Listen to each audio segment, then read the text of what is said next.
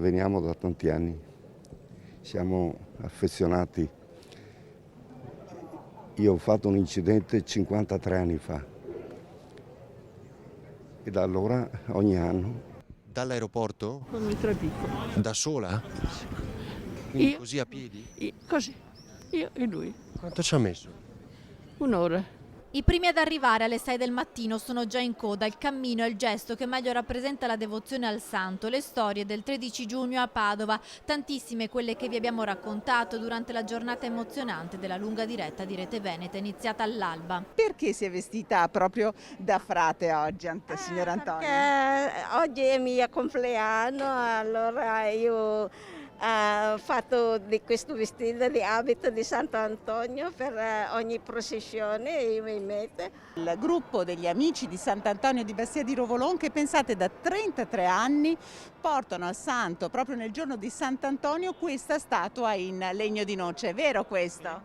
Sì, il legno noce fatto dal suo nonno e pertanto ogni anno viene qui a fare la sua processione che lui non si vede a Sant'Antonio. Quanti anni ha?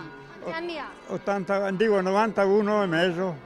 91 e me. Ed è venuto oggi qui. A che ora si è Mi svegliato? piace, era il mio protettore Sant'Antonio. Noi lavoriamo in ospedale e purtroppo abbiamo toccato con mano tutto quello che è successo. Il santo dei miracoli che commuove con il suo gesto, il volo straordinario sui luoghi della pandemia. Anche il direttore generale dell'USL 6 Eugania non trattiene le lacrime. Oggi per noi è stata una grandissima giornata per tutti gli operatori della sanità, non solo di questo presidio o della ULSS Eugania, ma per tutto il mondo della sanità veneta che si è adoperato in maniera eccellente. Quasi 10.000 pellegrini in Basilica, oltre 400.000 sul web, una festa record in tutti i sensi, una festa che ricorderà anche il più piccolo in assoluto di questi pellegrini, Luca. È nato il 3 di marzo all'ospedale di Padova, quindi diciamo proprio all'inizio dell'emergenza Covid qui a Padova.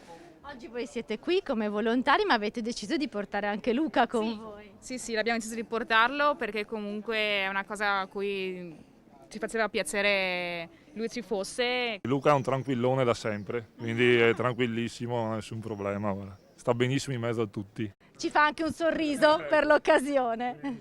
Il più piccolo pellegrino della Basilica di Sant'Antonio, alla Basilica del Santo.